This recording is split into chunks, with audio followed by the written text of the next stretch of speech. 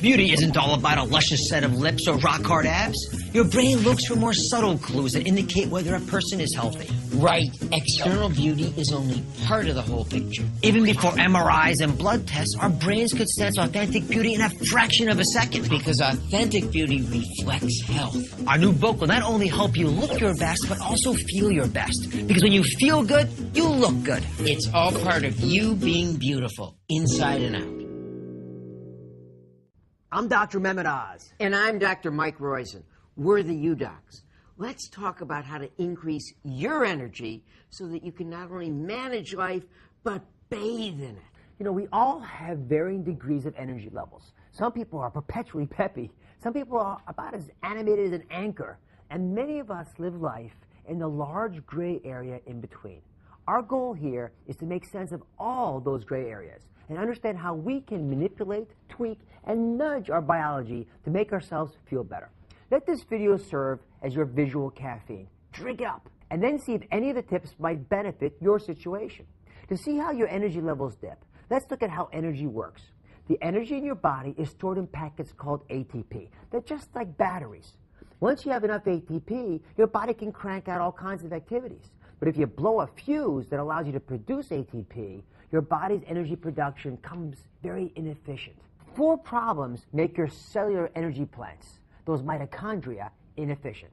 Number 1, insulin resistance, where we are inefficient in getting the sugar to our production plants. Number 2, viruses and other infections that might fray the wires from your fuse box.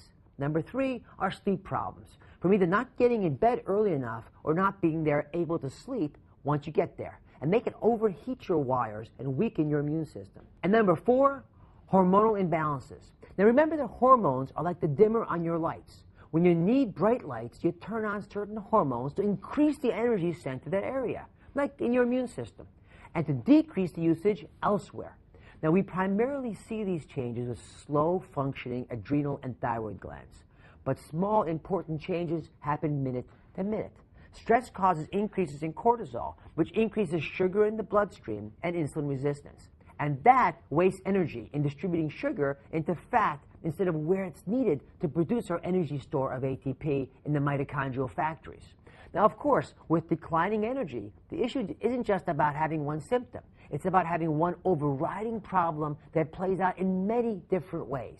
Many muscles feel tired and then pained as you start to use them. The good news is that we have some solutions that seem to work in a large percentage of people with these syndromes and may work for a little energy boost that many of us feel we need, even if we aren't as devastated as patients with more severe problems like chronic fatigue syndrome.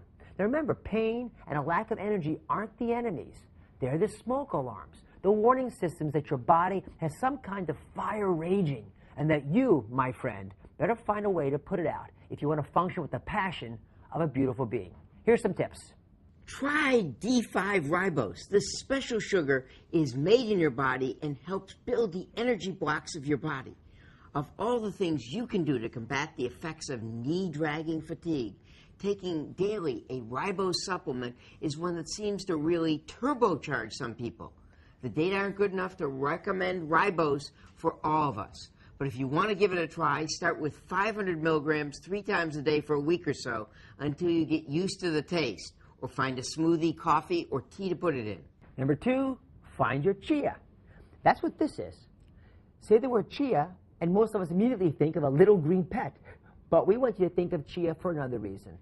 It's a whole grain that was used by the Aztecs as their main energy source. And chia can help restore energy levels and decrease inflammation because of its omega-3 fatty acids.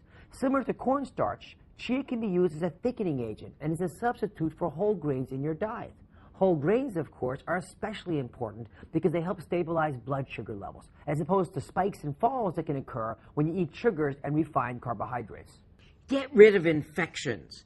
While most of us want to treat infections because of their acute symptoms, we also can't ignore that they can have chronic implications as well. Since inflammation and infections can be 2 of the dominoes in a cascade of low energy, one of your goals could be to monitor your body so that infections don't linger. That means regular use of a neti pot to reduce sinusitis, probiotics to help treat irritable bowel and vaginitis. And finally, you want to go green. Green tea has been shown to have the highest content of polyphenols, which are chemicals with potent antioxidant properties.